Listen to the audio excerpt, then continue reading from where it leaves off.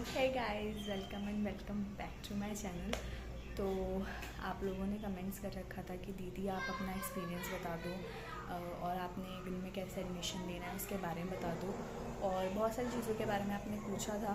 तो इस वीडियो में मैं आपको अपने इग्नू के एक्सपीरियंस और कैसे कैसे एडमिशन प्रोसेस होता है, कैसे प्रैक्टिकल्स होते हैं, कैसे असाइनमेंट्स सबमिशन होता है, कैसे आपका मतलब जितनी भी चीज़ें हैं मैं सबके बारे में डिस्कस करूँगी इस वीडियो के अंदर। ओके, तो लेट्स गेट स्टार्टेड।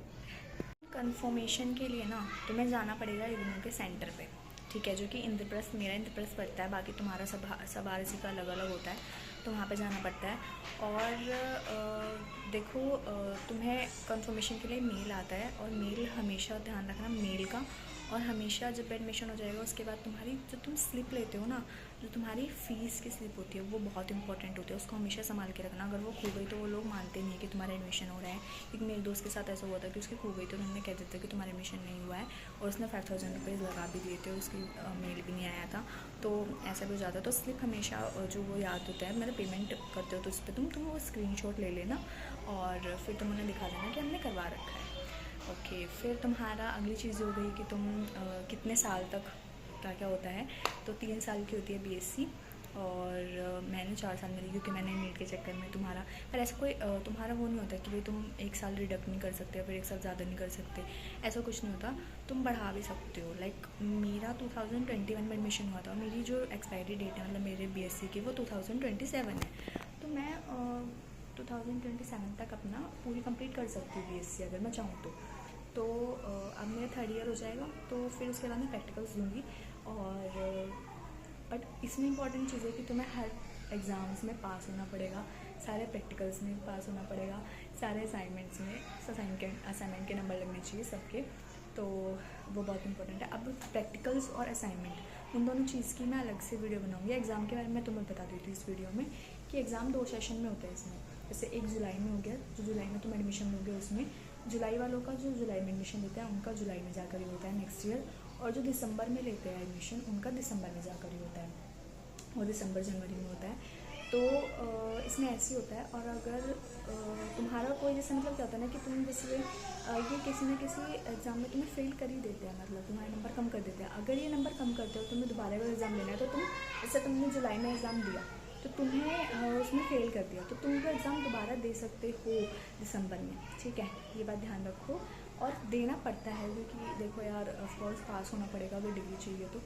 और एग्ज़ाम्स यार देखो, एग्ज़ाम का लेवल इतना हार्ड तो आता नहीं है, नॉर्मल लेवल आता है। जैसे तुम्हारा मतलब तुम बायो वगैरह, जो फिज़िक्स केमिस्ट्री और जो भी तुम सब्जेक्ट लोगे वो तुम नॉर्मल नीट के लिए पढ़ते हो, वैसे तुम्हारा लेवल रहता है, बहुत ही ईजी सा लेवल रहता है। बस ये होता है कि PYQ पढ़ के चले जाओ और तुम पास हो जाओगे, क्योंकि मैं तो PYQ पढ़ के जाती हूँ तो मेरे तो अच्छे नंबर आ जाते हैं। एक आधे में ऐसा हुआ है जो मैंने एक्स्ट्रा सब्जेक्ट लेना पड़ रहा है ना, उसमें थोड़ा इंग्लिश वगैरह और वगैरह उसमें, तो उनमें मेरे थोड़े कम रह जाते हैं, और वही मेरे बैक आ गई थी एक में, तो मैंने दिसंबर में वो एग्ज़ाम दे दिया था। तो ये करना चाहिए। और बाकी अगर तुम्हें प्रैक्टिकल्स के बारे में किसी को इन्फॉर्मेशन चाहिए तो प्रैक्टिकल्स के बारे में बहुत सारी इन्फॉर्मेशन है, उसके लिए तुम कमेंट करना कि प्रैक्टिकल्स के बारे में बताओ, कैसे कैसे दिन के प्रैक्टिकल्स देने होते हैं, कहाँ प्रैक्टिकल्स हो रहे हैं, क्योंकि मेरे पास बहुत सारे ग्रुप्स है जहाँ पर प्रैक्टिकल्स के बारे में डेली वीडियोस आने लग रही है, डेली नोटिफिकेशन आने लग रही है कि प्रैक्टिकल्स हो प्रैक्टिकल्स। जबकि मेरा नंबर आ रहा है, मैं इसलिए नहीं जा पा रही हूँ क्योंकि मेरा एग्ज़ाम है जो मैं नेक्स्ट एग्ज़ाम देने वाली हूँ, और नीट का एग्ज़ाम था, तो इस वजह से मैंने प्रैक्टिकल नहीं दिए थे। पर तुम लोग मुझे बता सकते हो अगर तुम्हें प्रैक्टिकल देने हैं, तो मैं ज़रूर बताऊँगी तुम लोगों को। तो मुझे ज़रूर कमेंट करना और अपना बहुत सारा प्यार देना। टाटा। सबसे पहले आपको जो ध्यान देना है वो इस चीज़ पर ध्यान देना है कि आपका एडमिशन कैसे करवाना है। एडमिशन के लिए मैं लिंक नीचे दे दूँगी, किसी भी साइबर कैफ़े पर जाकर एडमिशन हो जाता है। एडमिशन होना इतना इंपॉर्टेंट नहीं है, एडमिशन की फ़ीस सबसे ज़्यादा इंपॉर्टेंट है। एडमिशन की फ़ीस जो है आपकी वो 5000 रुपीज़ होती है, जो कि आपका 1 ईयर की होती है।